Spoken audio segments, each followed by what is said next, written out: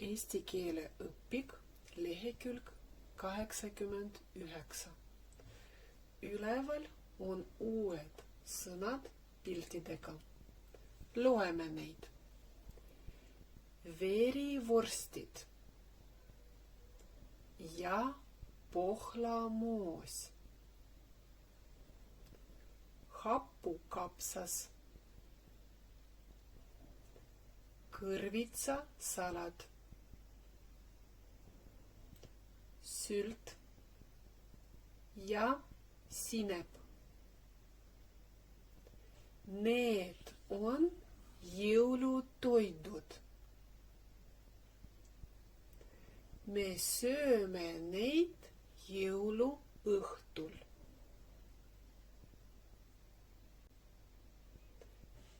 Nii, vaatame edasi. Sulle on antud skeem. Jõulunädal. Loeme koos. Jõulunädal. Ja selle skeemi ümber on erinevad sõnad. Vaata, need sõnad on kirjutatud erinevate värvidega. Mõned sõnad või sõnapaarid on rohelised, aga mõned on pruuni värvi. Miks? Pruuni värviga on kirjutatud see, mida me ei tee jõulunädalal. Aga rohelisega on kirjutatud, mida tuleb teha jõulunädalal. Millal üldse tuleb jõulunädal?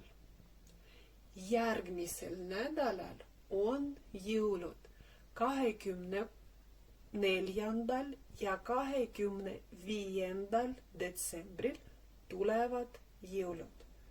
Vaatame, mida sa ei tee järgmisel nädalal. Järgmisel nädalal ei tohi teha palju tööd. Ja järgmisel nädalal me õpime esmaspäeval ja teisipäeval. Aga kõik ülejäänud päevad me puhkame. Teeme natuke tööd, ainult 2 päeva. Järgmine sõna pruuni värviga. Rahamured.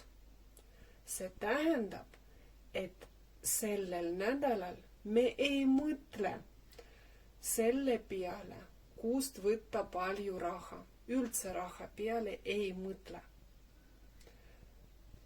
Järgmine sõna, üksindus. Mis see tähendab? Et ei tohi olla üksi. Et sellel nädalal me oleme koos meie lähedastega. Ei ole üksi kodus. Nii, nüüd vaatame rohelise värviga sõnad. Kallistamine. Teeme kalli teine teisele. Aeg rääkimiseks.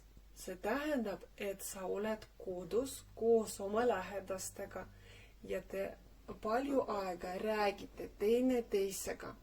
Teil on hea olla koos ja te jutustate üksteisele jutte, oma mõtteid, häid sõnu. Edasi. Pere on kodus ja me ütlesime, et me ei tee palju tööd, et me ei käi tööl, aga me oleme kõik koos kodus oma pereliikmetega, emaga, isaga, vennaga, õiega, tädi, onu, võib-olla vanaema, vanaisa ja oleme kõik koos kodus. Leppimine.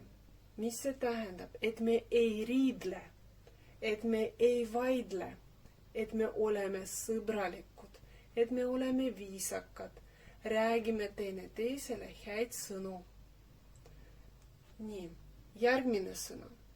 Üllatused, et me ootame kõik midagi head. Ja vaata, 2 rida jäi tühjaks. Üks on pruuni värviga tehtud ja teine rida rohelise värviga tehtud. Mõtle, missugune sõna sobiks siia ja missugune sõna sobiks siia. Üks sõna, mida ei tohi teha jõuluajal ja üks sõna, mida tuleb kindlasti teha jõuluajal. No näiteks saame kingitusi või üks sõna siia tuleb näiteks kingitus ja siia missugune sõna võiks sobida, et ei nuta, ei tohi olla kurb. Mõtle, mida veel võiks siia ja siia kirjutada. Sa ei kirjuta õpikus, sa mõtle ja ütle suuliselt. Vaatame edasi. Edasi meil tuleb luuletus. Jälgi, kuula ja korda. Juba laual söögid, joogid. Verivorstid, piparkoogid. Kapsad, kartulid ja praad.